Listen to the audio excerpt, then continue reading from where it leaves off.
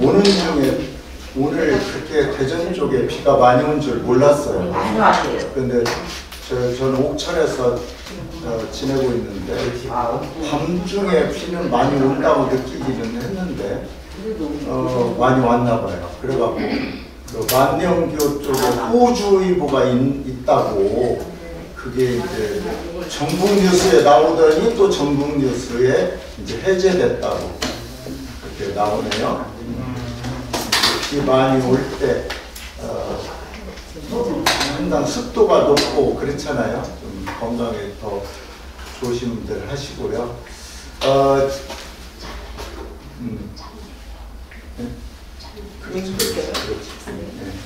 그래서 우리가 전주에 한번 떠올릴 수 있을까요? 어땠던가? 지지난주에 6월 24일 날 우리가 모임이 있었죠. 그래서 고조선에 대해서 마무리를 하고 거기서 우리가 특별히 기억할 거는 고조선의 건국 이념이 지금 우리나라에도 지금 건국 이념으로 교육 이념으로 있다. 이것만은 잊어버리시면 안 되는 거죠. 홍익인간이라는 거 세계적으로 자랑해야 되는 그런 이념이라고 말씀을 드렸죠. 홍익인간. 이렇게 민주적이고 백성 중심적인 그런 이념이 어디 있겠어요, 전 세계에. 그 다음에 6.25 하루 전날이라서 6.25의 참상에 대해서 어느 정도 말씀을 드렸지만 그 많은 이야기들을 한두 시간에 얘기할 수 있는 양이 아니죠. 다만 우리가 얻을 수 있는 교훈은 어떤 수단과 방법을 동원해서라도 전쟁은 있으면 안 된다. 그거죠. 그거는 먼 저기 벌빛다운 빨갱이라고 하는 저런 사람들이든 어떤 사람들이든 온 국민이 평화를 지향해야 되는 거죠. 평화밖에는 없다. 전쟁이고 나면 그때는 이념이고 뭐고 제가 잘 쓰는 좀 저속한 말 이념이고 지랄이고 없다는 얘기죠. 그렇죠? 사람이 있고 이념도 있는 거고 사상도 있는 거지. 그게 무슨 소용입니까? 사는 게 중요하고 살려면 행복하게 살아야 되는 거. 그래서 그런 전쟁의 교훈을 지난 시간에 말씀을 드렸고 오늘은 그 고조선이 멸망을 했다고 그랬죠. 어디에? 중국 한나라는 나라에 의해서 우리가 망했다고 그랬죠. 그래서 기원전 108년 전, 기원전 108년 전, 예수님 오시기 전 108년 전에 망했다 이거죠. 그러면 그 이후에 우리 한반도나 만주 지역에는 어떤 나라들이 있었는가만 한번 개략적으로 말씀을 드리고 다른 이야기를 또 말씀드리겠습니다. 우리는 지금 우리나라가 대륙으로 연결되어 있다는 생각을 잘 못해요. 옛날에는 당연히 그렇게 했는데 왜 그렇습니까? 38선이 그어지고 북한을 통해서 유럽으로 갈 수 없기 때문에 우리는 지금 마치 섬이 아닌데 섬나라처럼 그렇게 돼 있잖아요. 근데 옛날에는 뭐 부산에서 기차를 타고 평양을 거쳐서 만주로 가거나 시베리아도 가고 차 타고 다 갔지요. 기차로. 근데 끊겨버린 거예요. 이게. 끊겨버렸어. 그리고 조선시대 때, 고려시대 때 이런 때가 지금 백두산 남쪽만 우리나라로 되어 있기 때문에 과거 저쪽 만주 땅은 당연히 그게 중국 땅으로만 생각을 해온 거예요. 근데 옛날에 고조선 시대, 고구려 시대 이런 때는 당연히 만주도 우리 땅이었던 거죠. 그러니까 당연히 거기도 우리나라 역사인데 중국 놈들은 어떻게 해요? 고려도 뭐 고조선 또는 부여라는 나라 있다 나오는데 그런 나라들도 자기네 나라 역사다. 왜? 지금 지네 땅이니까. 그게 말도 안 되는 소리죠. 그게 현재 지네 땅이라고 역사를 다 자기네 역사라고 할 수 없잖아요. 우리가 다 뺏겨버린 거예요 사실.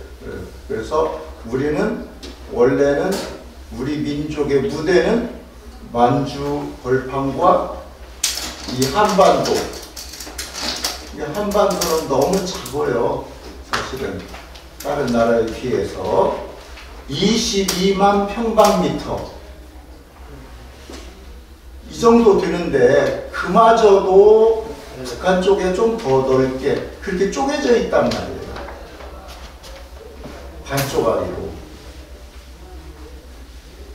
그런데 이 조그만 나라에서도 아웅다웅 싸우고 어쩌고 수많은 외척들의 침입을 받고 그러면서도 망했다가 살아남고 일제시대 때 최종적으로 완전히 나라 이름까지 뺏기고 일본에 통합이 돼버렸었죠.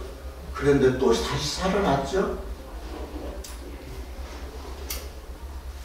우리 어머님, 아버님 세대는 물론이고 지금 여기 우리들 모두가 어려움을 겪고 살았지만 그 세계에서 최고 6.25 이후에 가난한 나라였어요.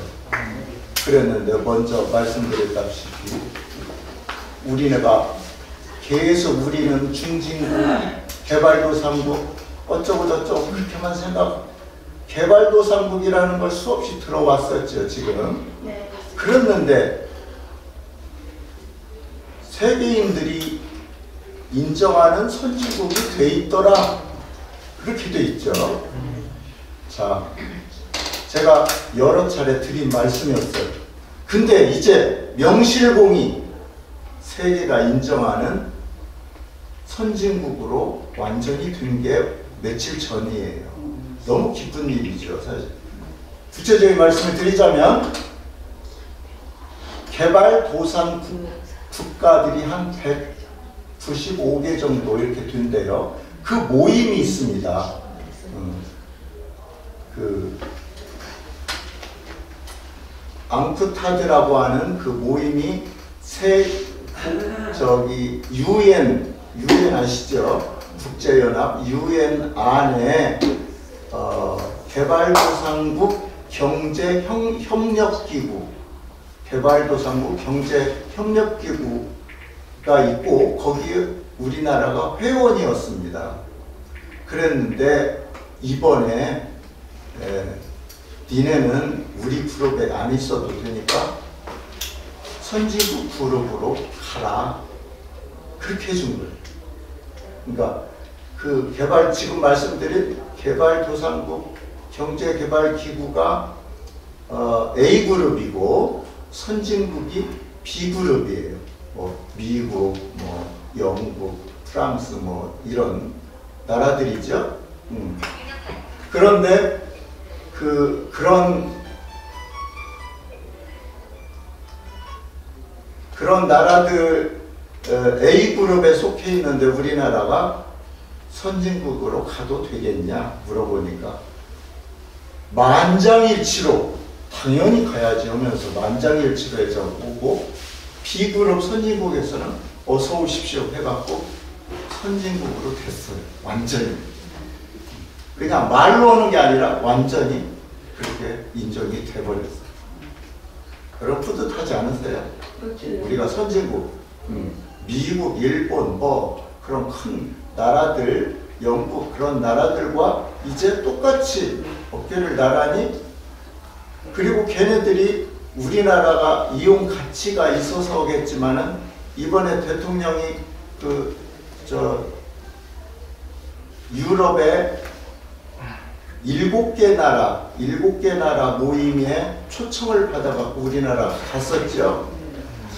그런데 대통령이 외교를 또 이 나라 저 나라 했는데 영국 또 오스트리아 뭐 이런데 참전국이기도 하잖아요.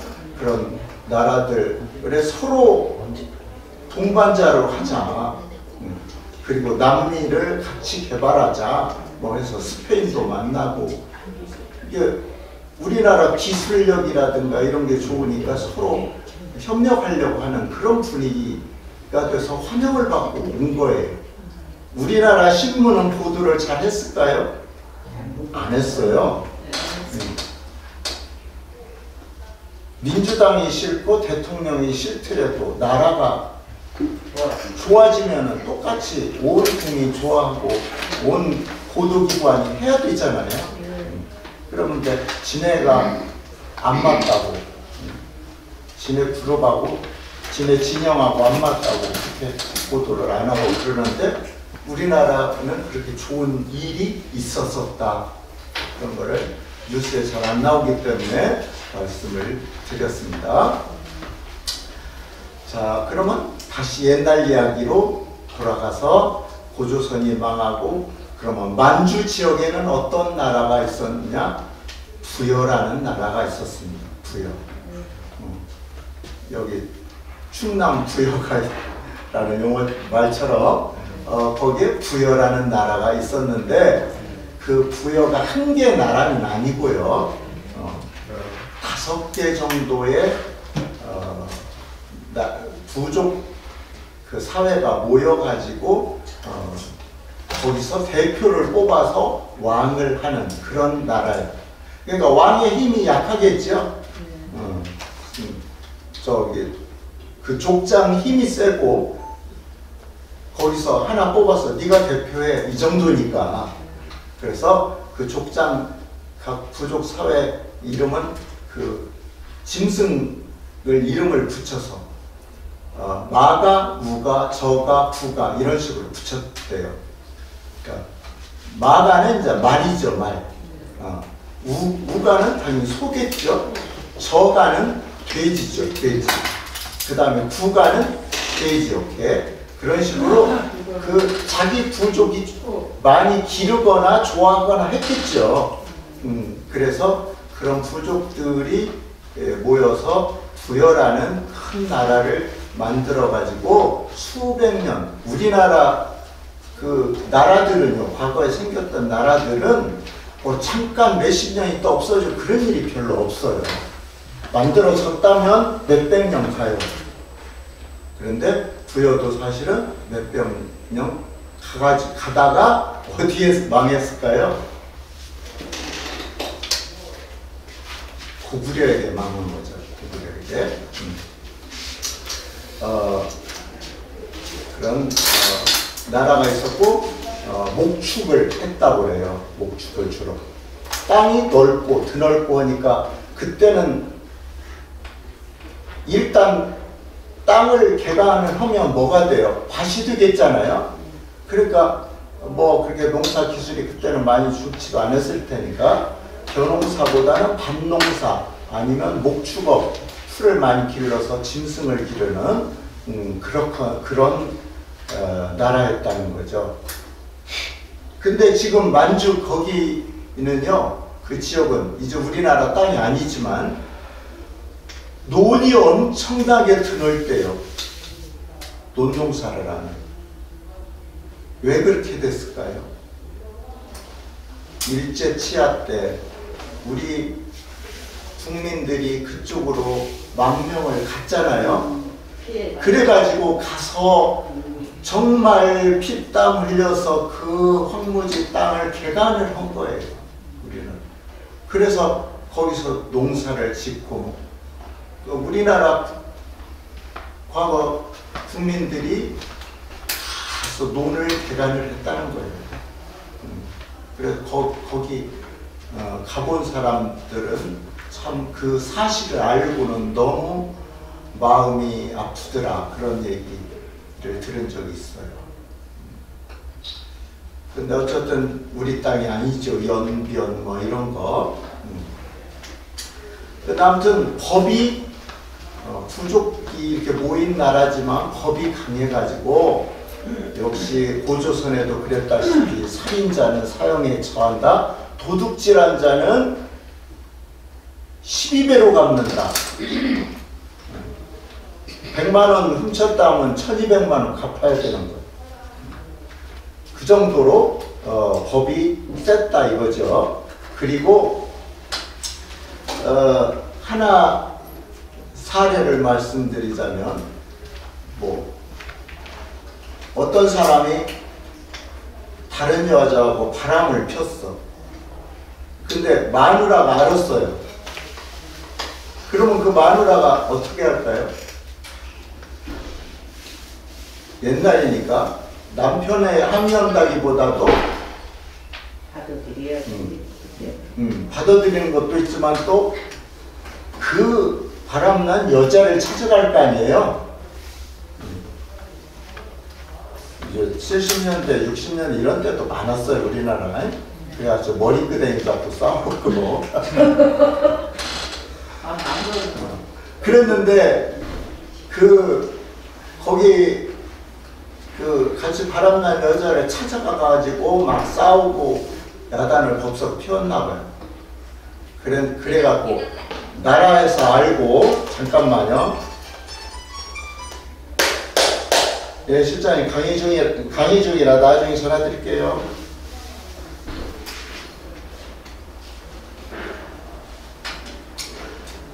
그러니까 그렇게 싸우고 야단 사회적으로 시끄러우니까 나라에서 어떻게 했냐면 세 사람을 다 죽여버려요.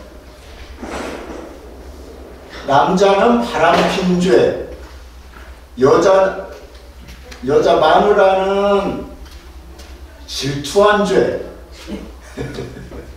억울하죠? 질투한 죄.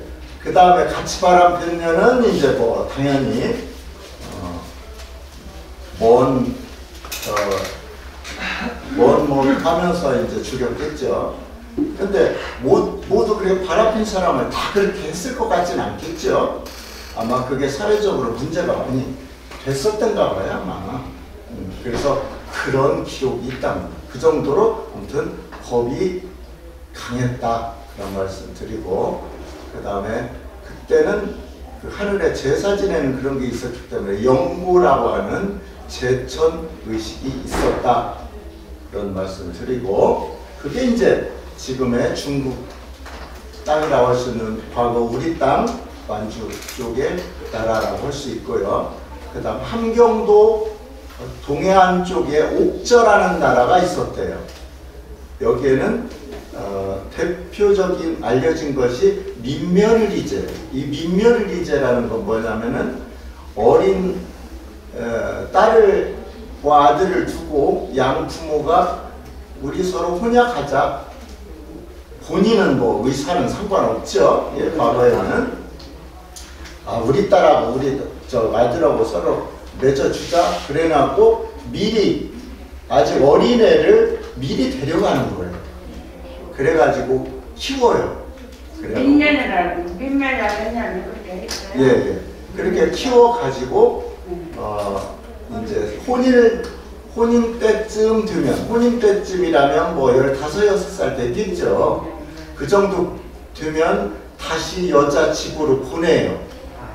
보내가지고 이제 그 여자 집에 선물 같은 것도 주고 해서 정식으로 결혼해 시켜서 다시 또 데려오는 거죠. 그런 것이 이제 민면리제. 그것이 이제 옥저라는 나라가 그렇다는 거고, 동예, 요즘에 뭐 강원도 지방 동쪽 이런 쪽에 동예라는 나라가 있었대요. 그래서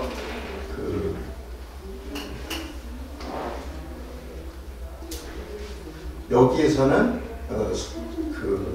수출품이 있었는데 과하마라고 해서 과하마라는 거는 이 과일 나무보다 더 작은 그런 말이다 그 말이에요. 과하마, 쪼랑말 한마디로 그 쪼랑말이 많이 있었나 봐요. 그걸 수출을 하고 또 바노피라 해가지고 그 물개 같은 그런 종류인가 본데 그 껍질을 가죽을 또 팔았고 단궁이라고 해서 단궁 우리나라 민족이 활을 잘 쏘는 민족이잖아요. 원래가 단궁 그래서 작은 활 그런 것을 수출하는 나라였는데 제천한 행사로 동례라고 하는 그런 그 제천 행사가 있었다. 제사 지내는 행사가.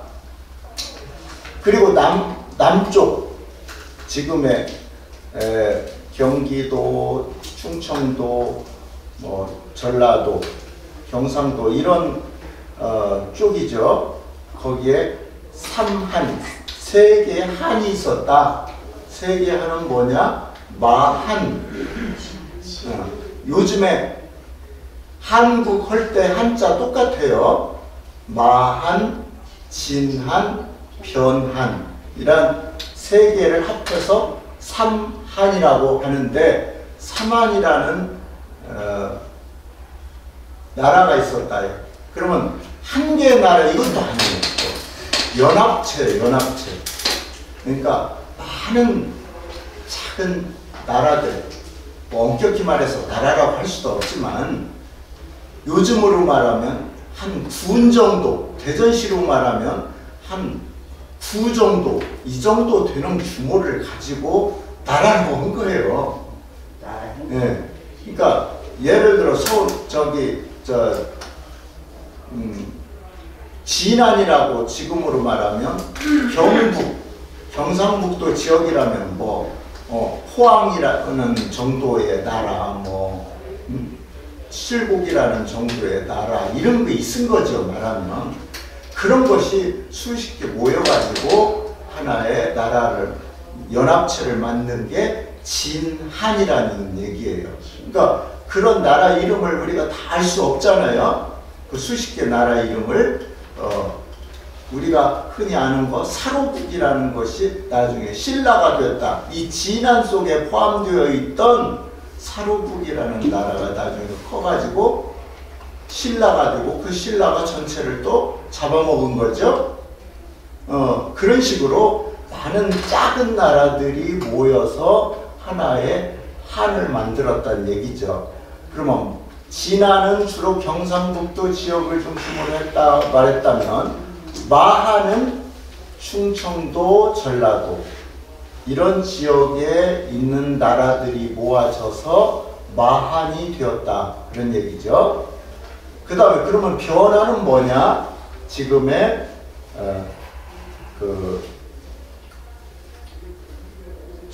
밀양이라든가 부산 근처 그런 지역, 경상남도 쪽 이런 부분의 나라들이 모여서 변환이라는 나라를 이룬 거예요.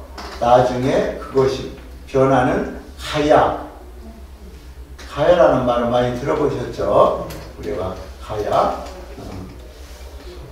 거기 대표적인 나라가 금강가야, 대가야 뭐 이렇잖아요. 그래서 그런 삼한이 있었다. 이런 나라들 중에 특히 변화는 철을 많이 생산을 했대요. 철.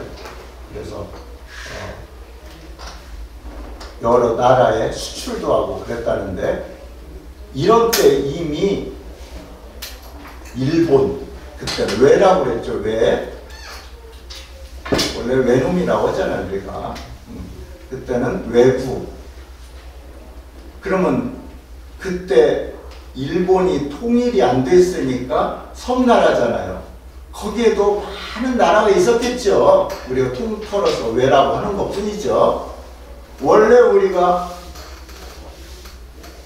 제주도도 다른 나라였잖아요. 원래가 탐나국이라고 하는 다른 나라예요. 그러니까 원래 우리하고 말도 잘 안 통하는 나라였어요. 네, 맞아요. 그랬는데 그 고려 때 거기 쳐들어가 가지고 우리나라를 만들어버린 거잖아요. 그 다음에 울릉도 우상국이라고 하죠. 거기도 우리 여기 본토 땅이 아니었는데 우리나라가 또 만드는 거죠. 그런 식으로 바다에 이런저런 섬에 살고 있는 그런 나라들이 다 각자 있었는데 다 통일시킨 거잖아요. 일본도 크게는 뭐 4개 섬으로 되었다고 하지만 또 작게 나누면 많은 섬들이 있잖아요. 즉 가령 예를 들어서 북해도 홋카이도라고 하는, 지금 거기는 추울 텐데 그런 데는 또 원주민이 있는 거예요. 그런데 지금도 거기 원주민들은 열등한 민족으로 무시를 하고 그런다더라고요, 일본 사람들이. 그러니까 일본도 다 하나의 일본은 아니었죠, 원래는. 근데 아무튼 우리 한반도와 가까운 나라 외하고 그렇게 서로 교역도 했었다, 그런 이야기를 할 수가 있습니다. 그리고 이제 이런 나라를 거쳐서 이제 그 조그만 나라 중에서 고구려, 백제, 신라가 커져가지고 이런 나라들을 계속 공격하고 정벌해서 통일을 시키고 복속시켜서 큰 나라를 만들어서 삼국이 된 거죠. 그래서 삼국에 대해서는 이제 다음 시간에 말씀을 드리고 오늘은 다시 현대로 좀 와서 현대 이야기를 좀, 너무 과거 이야기하면은 뜬구름 잡는 것 같기도 하고 좀 약간 재미없죠. 그래서 여러분이 좀 더 실감이 날 수 있는 70년대로 돌아와서 70년대는 내 나이가 몇 살이었다 한번 계산해 보세요. 그때만 해도 어쩌고 그렇게 생각나시죠? 고생된 생각도 나지만은 또 한편으로는 젊으니까 좋았잖아요. 한편으로 그때 70년대 20대였던 분도 있을 테고, 이 국장님은 이제 10대? 네. 10대 됐나요? 네, 70년대. 70. 지금 깜짝 놀랄 게 70년대 뭐 개해 어쩌고 나비여서 떠들고 그랬던 것이 어제 같은데 70년생이 벌써 52살이더라고요. 그래서 70년대 20대가 대부분이었을 것 같아요, 여기 계신 분들이. 아무튼 그때 일어났던 사건들이 많았어요, 역사적으로. 그 중에서 우리가 역사적으로 기록은 안 되지만 우리가 기억해야 될 사건도 있어요. 그래서 몇 가지를 이 시간 또는 다음 시간을 통해서 말씀드리고자 합니다.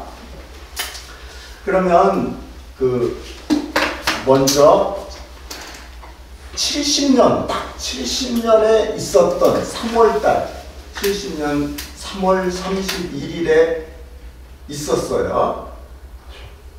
4월 1일은 만우절이죠.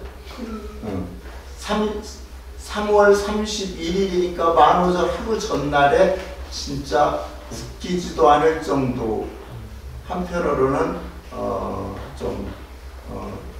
아주 긴박했던 그런 사건이 있었는데, 뉴스에 뭐라고 나오냐면 일본 자일기, 우리는 칼기라고 하잖아요.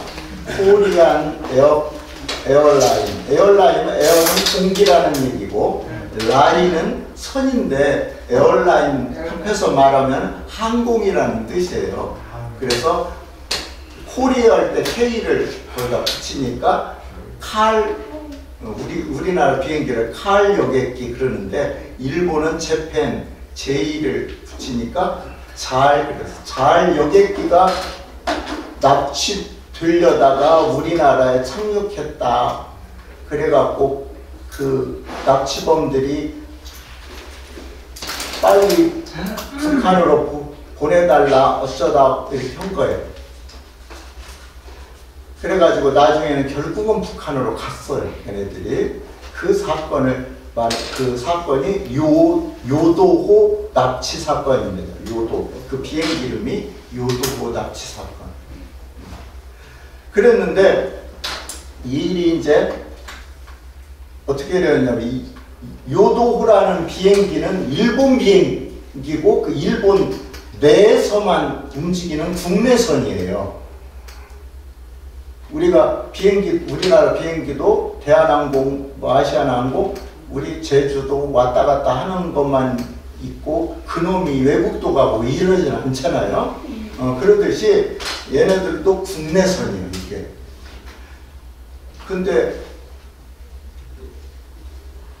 한 12명 애들이 이제 탔어요.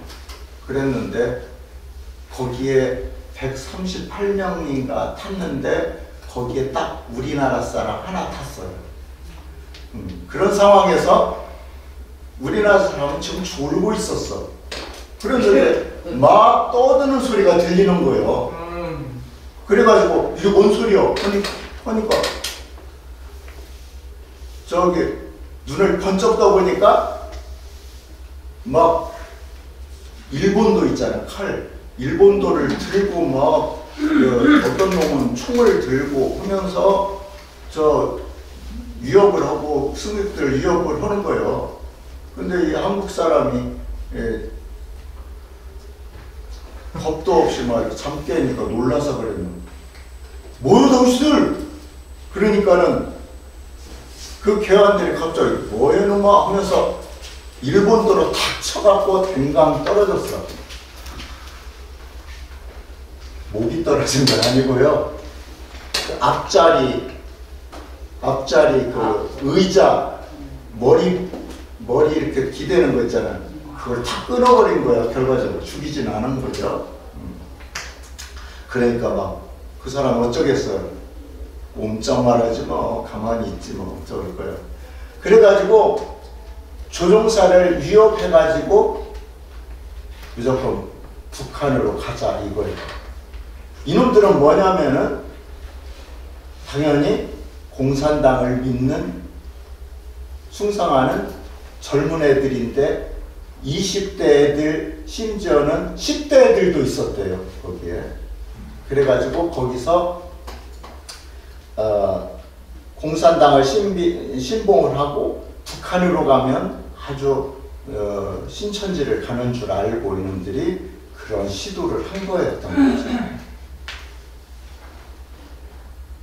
그런데 이제 가자고 하니까 그 조종사가 위트를 발휘한 것이 뭐냐면은 이건 국내선이다. 북한까지 가려면 휘발유가 부족하다. 거짓말일까요? 정말일까요? 거짓말이지. 일본에서 북한까지 얼마나 든다고. 근데 이놈들이 믿고 그래?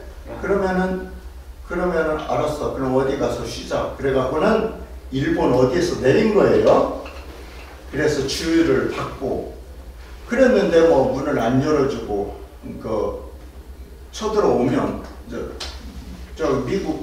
일본 경수청 사람들이 막 들어오려고 하겠지요. 잡으려고. 그러니까 그런 폭파하겠다 위협하니까는 손도 못 대고 그러면서 지도를 하나 달라 그렇게 한 거예요. 그러니까 그 지도를 그냥 비행기 항로를 알려주는 지도를 줘야 되잖아요. 근데 그냥 학생들이 배우는 사회과 그 지도를 준 거지.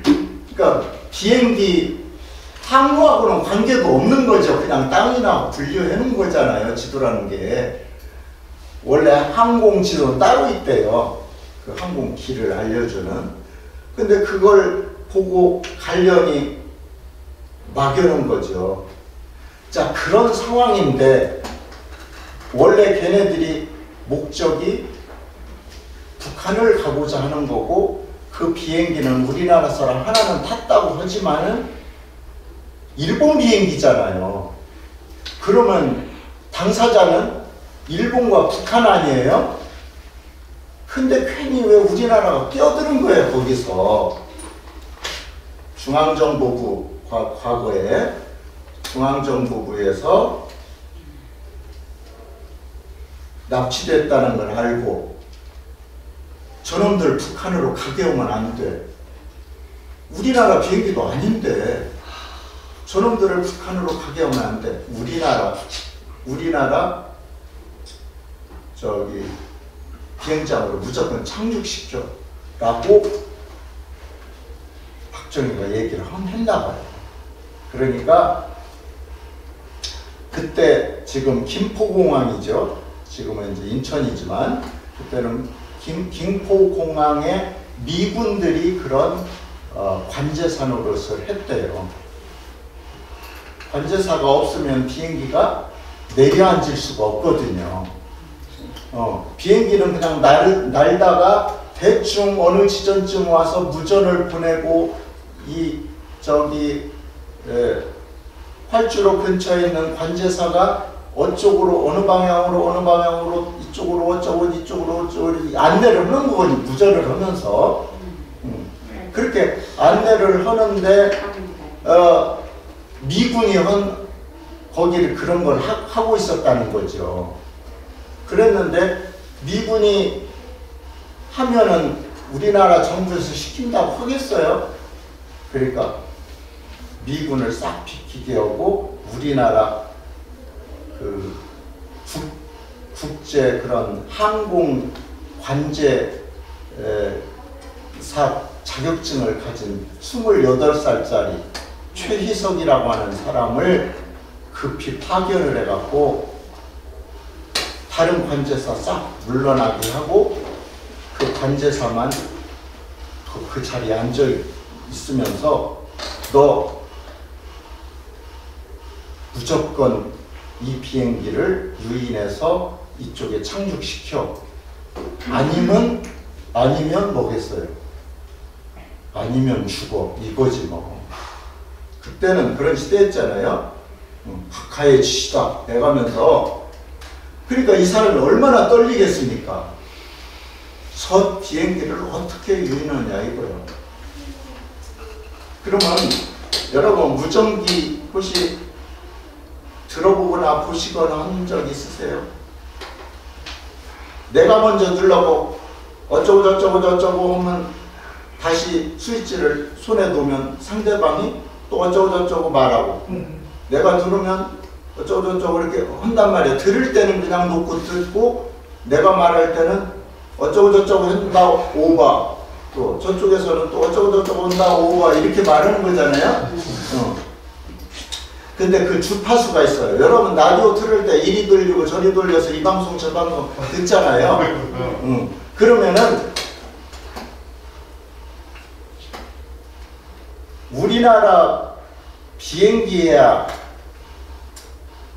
어떤 주파수를 정해놓았어. 예를 들어서 100이라고 100MHz로 우리는 약속을 해서 서로 한다면 우리나라 비행기와 관제사가 늘 그거 가지고 통하면 되겠죠?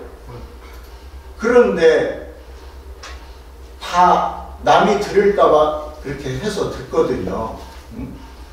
야 99로 가서 서로 통하자, 뭐 89로 가서 통하자, 뭐 이런 식으로 이렇게 해서 서로 통하거든요.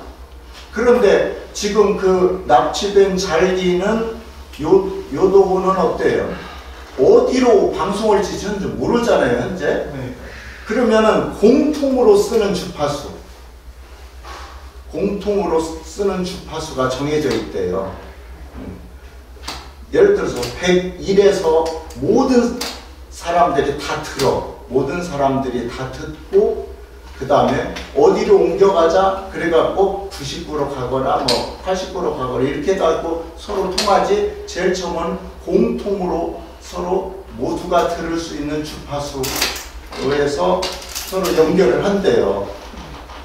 그러면 이 이 지금 우리 최석이라는 관제사는 어딘지 모르니까 공통으로 듣는데 가서 기다릴 수밖에 없죠. 그랬는데 계속 연락이 없어. 근데 거의 도착할 무렵이 다 됐는데 연락이 없더니 겨우 그때서 해서 이거 북한 평양 나와라 이러는 거야. 근데 그렇게 말할 때 빨리 잡는 놈이 잠땡인 거예요. 빨리 누르지 않으면 그 소용이 없고요. 가장 빨리 눌린 사람 목소리만 나오게 돼 있대요. 그러면은 북한 관제사도 들었겠죠. 걔네들도 소식 들었을 테고. 근데 우리나라 관제사가 0점 몇 초라도 빠른 거예요. 여기는 평양입니다. 그런 거예요. 우리나라 관제사가. 근데 그때 당시에 여기는 평양입니다. 한국 땅에서 그 소리 했다는 대본에 잡혀 들어가죠. 근데 이제 이미 그런 뭐예요? 그런 업무를 지령을 받고 지금 하는 거기 때문에 이제 괜찮죠. 그래가 거짓말하는 거예요. 여기는 평양입니다. 그런 거예요. 그래가지고 길을 안내해라 뭐 하면 다 들으니까 어떻게 했어? 그러면 몇 번 사이클로 갑시다. 이렇게 해갖고 다른 데로 옮겨갔어. 그래가지고 이제 계속 통화하면서 이리 오세요, 저리 오세요. 이제 안내를 했겠죠. 서로 무전으로. 그랬는데 어떻게 김포 쪽으로 자유인 양대로 38선을 넘어버렸네. 아이고, 성공했네. 네. 그래가지고는 그래도 포기하지 않고 계속 방향을 180도 회전하면서 서쪽으로 도세요 한 거예요. 근데 거의 평양까지 가가지고 계속 왼쪽으로 꼬부려 갖고 계속 돌고 하다 보니까 다시 되돌아 김포 쪽으로 온 거죠. 그래가지고 김포에 착륙을 시킨 거예요. 착륙 못 시켰으면 그 사람 어떻게 됐을까요? 어떻게 됐을지 모르지 어쨌든. 근데 아무튼 그렇게 해서 착륙을 시켰어. 그리고 우리나라에서 무슨 일을 했냐면 착륙을 시켰는데 딱 창문 보면 대번에 북한 아니라는 걸 알 거 아니에요. 그러니까 그거를 또 묘수를 쓴 거죠. 계략을. 첫째, 동네 주민들 검은 치마 흰 저고리 입히고, 그 다음에 이제 그 환영단 그 어린 아이들 꽃을 들고 막 그냥 환영하는 그런 분위기를 만든 거예요. 북한 사람들이 검은 치마 하얀 저고리 입잖아요, 되게. 그러니까 그 흉내로 북한 사람들인 것처럼 위장을 하고 우리나라 주민들을, 그 지역 주민들을 불러다가 그렇게 검은 치마 흰 저고리 입힌 거예요, 말하면. 그래가지고 막 환영 상태를 만든 거죠. 위장을 한 거예요. 근데 걔네들이 내리면서 보니까 저 멀리 흑인들이 있는 거야. 그것까지 어떻게 생각을 못했던 모양이에요. 그러니까 잘 보니까 북한은 같은데 희한하게 그런 흑인들이 있으니까 저 흑인들은 뭡니까? 이래버린 거죠. 그러니까 또 이틀을 발휘해서 그거는 저기 소련 사람들입니다. 그랬은 거예요. 미국에 북한은 소련 사람들 와 있을 수 있잖아요. 뭐 소련 사람들 흑인들은 아니죠. 근데 소련 사람들이 그래 그것도 믿었어. 그런데 결정적으로 실패한 건 뭐냐면은 이놈들이 그래도 조금 의심을 한 거예요. 그래가지고 돌다리도 두드려 본다는 식으로 군인 하나를 불러가지고 여보시오, 여기 저기 북한 평양 맞습니까? 서울 맞습니까? 그렇게 물어본 거예요. 말하면 서울 영어로 Here is 서울? 이렇게 물은 거예요. 영어로 물었어. 뜻은 여기가 서울입니까? 그런 것처럼 영어로 Here is 서울? 여기가 서울이요? 물었어요. 우리나라 지금도 그런데 옛날은 얼마나 우리나라 사람들이 미국이나 일축이 돼 있어. 외국말 하면 꼼짝 못하고 벌벌 떨잖아요. 저도 모르고 예스! 이러는 거예요. 기쁘니까 서울 예스 해버린 거예요. 그래가지고 탈로가 나버렸어요. 그래갖고 얘네들이 이제 난리가 났죠. 그래갖고는 전혀 저 북한으로 무조건 보내다 뭐라 하는데 그것이 거의 3일까지 뛰니까 어떻게 되겠어요. 막 거기서 똥 싸고 뭐 어쩌고니까 막 냄새가 진동하고 막 덥고 거기에 잡혀있는 사람 오죽하겠어요. 계속 죽음의 그 불안에 떨고 있는 상황이었고 그랬는데 이제 그래도 양심은 있는 애들이 조금 있었나 노인들이나 어린아이들은 석방을 했대요 좀. 그래도 상당수는 그렇게 억류를 하고 있는데 결국은 한국에서도 어쩔 수 있겠어요? 폭발을 해버리고 그러면 다 죽는데 그래서 보내기로 결정을 거의 한 상태에서 이제 일본에서 차관이 와요. 차관이 와가지고 걔네들 납치범들한테 승객을 다 풀어줘라. 대신 내가 인질이 되겠다. 그러니까 걔네들이 또 그걸 받아들였어요. 그래서 인질을 다 석방하고 그 차관을 싣고 북한으로 가버린 겁니다. 결국은 성공도 못한 거죠. 성공을 못할 걸 굳이 일본 비행기가 북한으로 가겠다는데 뭐 우리나라에 뭔 이득인데 그걸 잡아놓으려고 하다가 이게 그때는 뭐든지 북한에 앉으려고 하는 그런 마음이 있어서 그랬겠지만 그 성공도 못하고 결국은 북한으로 넘어가가지고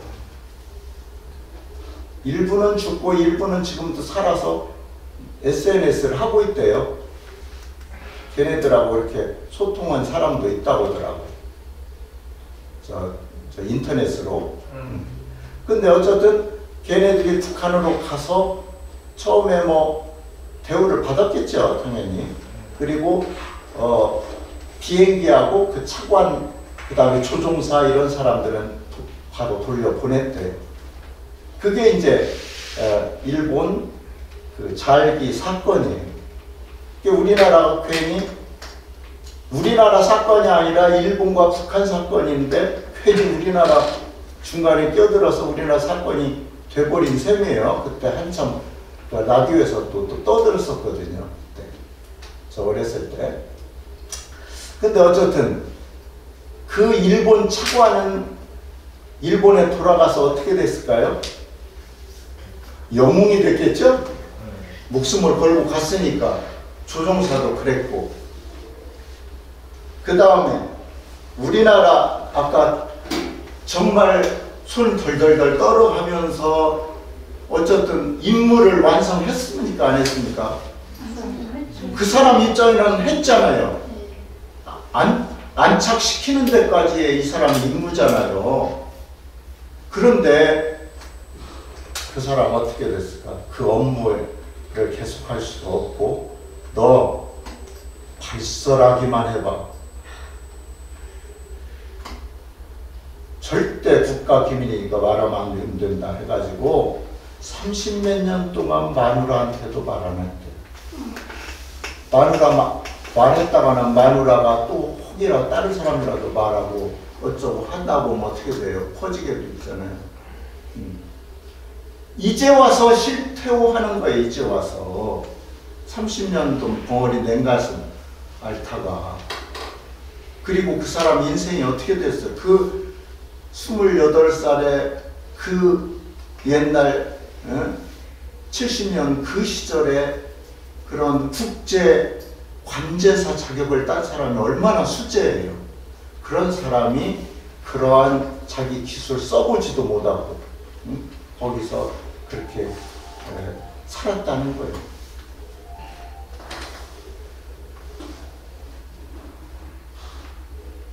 나라는 국민을 소중하게 해야 되잖아요.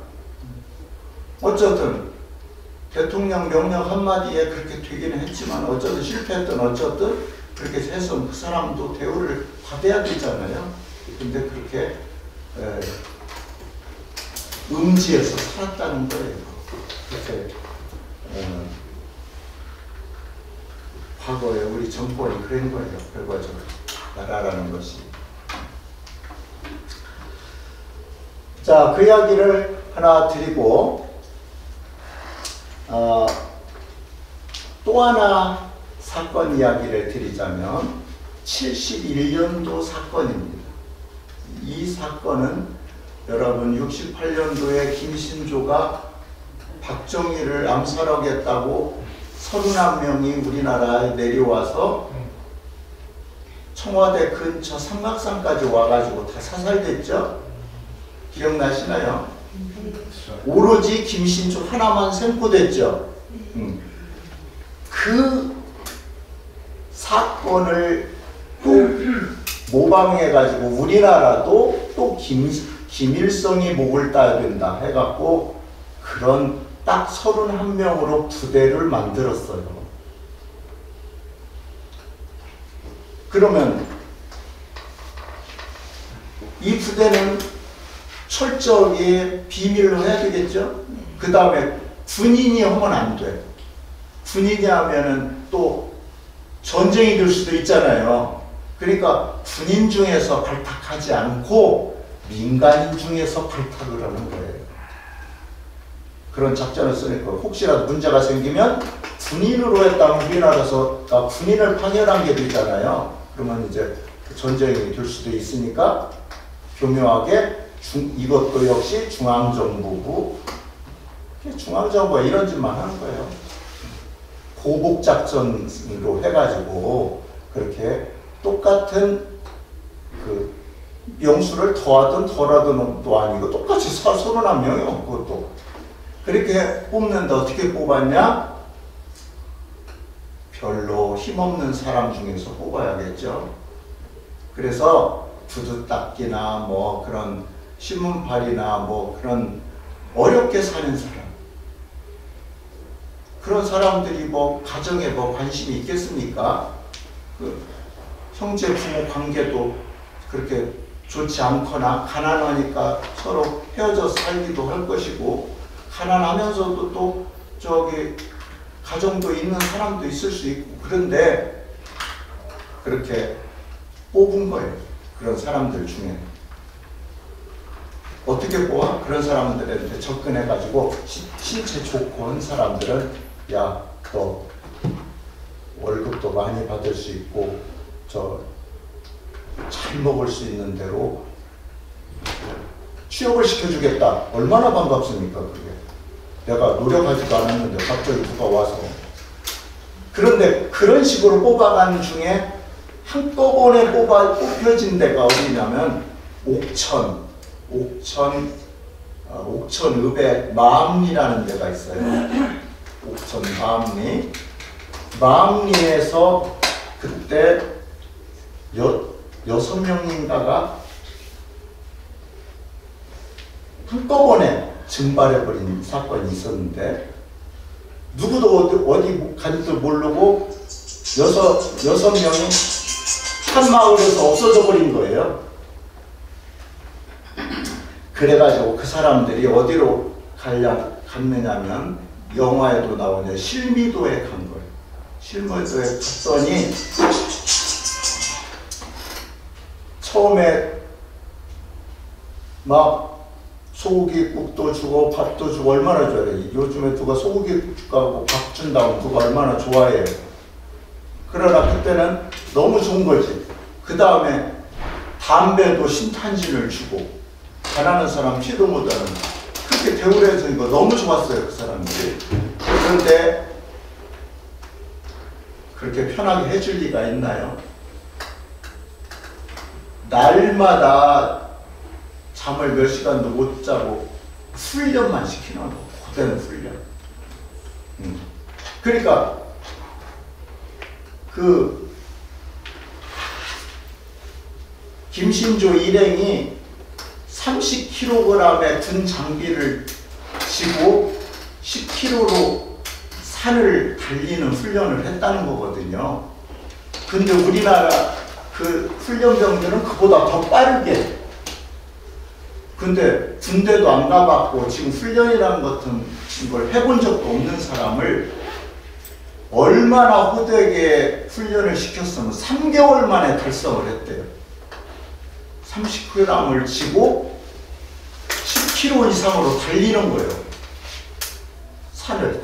그 정도로 3개월 만에 그렇게 익혔다는 얘기는 그만큼 훈련을 고되게 시켰다는 거죠. 그렇게 훈련을 시켜가지고 그 대신 먹는 건 잘 해줬대요. 어쨌든. 그랬는데 나중에 그렇게 훈련을 시켜서 중앙정보부장이 박정희한테 가서 준비가 다 됐습니다. 이런 한 거니까 박정희가 그거 뭐 잘못하면 위험성도 있고 저 시큰둥한 거예요. 그때는 막 벌벌해갖고 보복을 해야 한다고 하던 사람이 그렇게 해갖고 오면은 국제적으로 문제가 될 수 있고 어쩌고 좀 여러 가지 이유를 대. 그러니까 하지 말라는 뜻이잖아요. 그러니까 중앙정보부장이 하라는 것도 아니고 하지 말라는 것도 아니고 그냥 내버려 두었어. 그러면 그 독재 정권에 그렇지 않아도 중간에 뛰어먹는 분들이 많았잖아요. 과거에 우리 군대들이 군비 예산이 적은 것도 있었지만 중간에 뛰어먹는 놈들이 많기 때문에 못 먹은 거잖아요.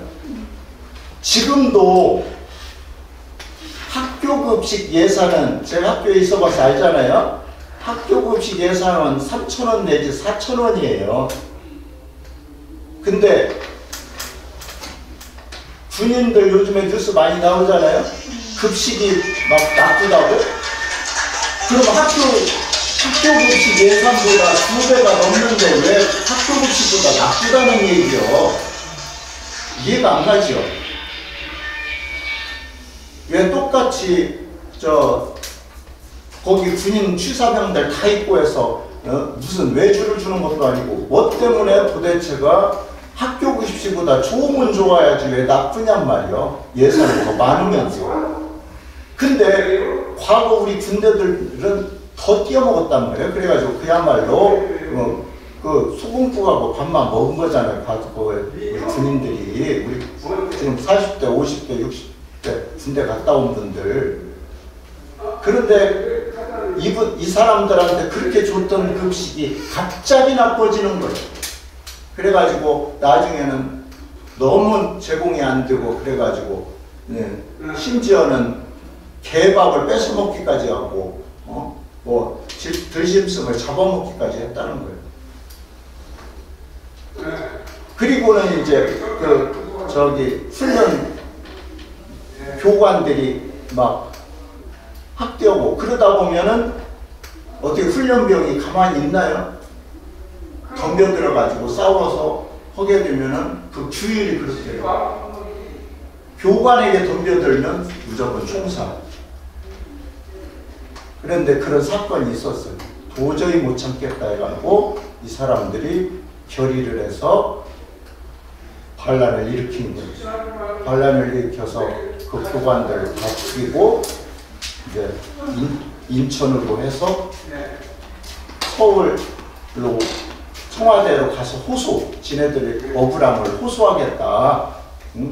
왜 국가에서 지네들을 해서 국가에 훌륭한 어떤 업무를 시킨다고 해서 지네들은 일을 했는데 왜 지금 와서 찬밥시선이나 이걸 항의를 하기 위해서 그리고 지금 사람 대접을 못 받고 있는 거에 대해서 항의를 하기 위해서 이미 상당수는 죽고 20몇 명, 22명이 이제 인천에 그 버스를 탈취해가지고 타고 오는데 이 버스가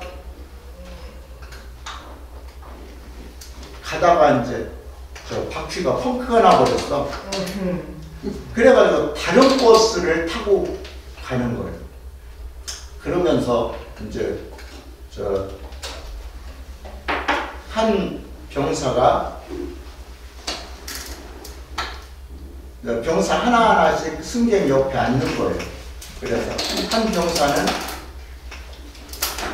병사는 그 10달 된 아기를 안고 있는 그 25살짜리 엄마 옆에 앉으면서 아기를 보면서 아기를 어르고 까꿍까꿍하고 그랬다는 거예요. 그 정도로 심성이 괜찮은 사람들이잖아요. 원래가 그냥 일반 사람들이니까 평범하게 살던 사람들이니까 그 정도로 했는데 자기 죽을 줄 아니까 이제 뭘 좀 주소를 하나 써주면서 저기 나중에 자기 고향에 자기 소식을 모르고 있을 텐데 이것 좀 알려달라고 그렇게 하더래요. 그리고는 그 애기 엄마한테 빨리 의자 밑으로 내려가라고 그렇게 시킨 거예요. 그리고는 이제 경찰이 막 와서 총을 쏘아대고 거기 승객들이 있는데 그렇게 쏠 일입니까 사실은. 달래든 어쩌든 하고 그래. 총을 막 쏘아대고 어쩌고 저쩌고 하니까 걔네들이 어떻게 하겠어요. 결국은 수류탄으로 자폭을 한 거예요. 거기서. 그래가지고 그 아기는 엄마가 감싸고 또 아기는 그 의자 밑으로 들어가 있고 해갖고 아기하고 엄마는 살았어요. 그 증언자가 생긴 셈이죠.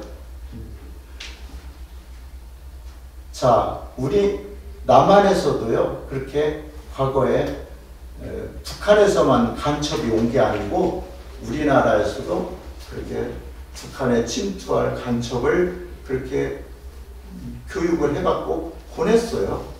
그랬는데 그 사람들에 대한 대우가 좋지 않으니까 거기에 대한 반란도 있었고 또 그런 사람이 살아 돌아왔다고 그래서 또 절대로 비밀을 누설하지 않으니까 평생 비밀로 살해하는 거잖아요. 그런데 어쨌든 이 사람들은 그런 임무를 띠고 그렇게 했다는 거죠. 그런데 결국은 종말은 그런 상황. 어쨌든 그런 임무를 띠고 그렇게 했으면 그만한 대우를 해줘야 되는 거잖아요. 근데 그거를 걔네들한테 먹는 음식까지 그렇게 중간에서 탈취를 하고 그런 나쁜 녀석들이 있었던 거죠. 결국은 사건은 결국 그런 중간에 띄어먹는 애들 때문에 생겼다고 볼 수도 있겠죠. 그런 안타까움들이. 그러니까 우리가 과거를 보면 얼마나 그런 가슴 아프고 마음 아픈 일이 국가에 의해서 잘못된 국가 정책에 의해서 그 다음에 어떤 잘못된 국가 지도자에 의해서 일어났는가를 우리가 생각해 볼 수가 있어요. 그래서 다시는 우리나라 역사가 그렇게 나쁘게 돌아가지 않아야겠죠, 당연히. 그러려면 우리 국민이 그만큼 주인이 되어서 이 나라를 잘 감시를 해야 됩니다. 그리고 정말 어떤 사람이 진짜 훌륭한 사람이고 어떤 정권이 바람직한가 하고 우리가 잘 선거를 해야 돼요. 나하고는 관계없어 이게 아니고 나라가 어떻게 되느냐에 따라서 내가 어떻게 되고 영향이 있거든요. 당연히 나는 조용히 살래 이게 아니고요. 내가 주인인데 왜 감시를 안 해? 내가 세금을 내고 그래서 나라가 나를 지켜주는 정말 중요한 그 시스템인 거는 틀림없죠. 그런데 나라가 잘못 운영되면 나를 억울하게 나를 사망으로 이끄는 그런 존재가 될 수도 있다. 그런 거를 역사적으로 생각해 볼 수 있고, 예. 이 다음 시간에 개인적으로 또 그렇게 누명을 쓰거나 또 여러 가지 억울한 일을 당했던 사건 두어 가지를 다음 시간에는 더 소개해 드리는 걸로 하겠습니다. 여러분 지루한 시간을 보내셔서 악기를 하나 가져왔어요. 노래 한 곡 들려드리려고. 그래서 이 악기는 전자 색스폰이라는 건데요.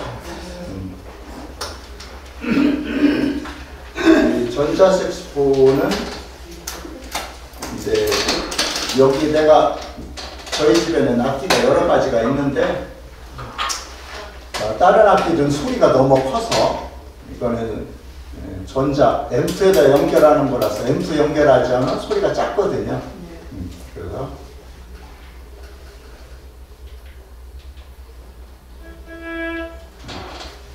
그래서 이걸 한번 연결을 하는데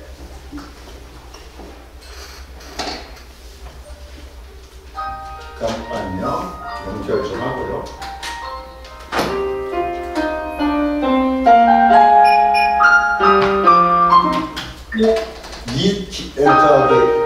김순의 애모라는 노래 들려드릴게요.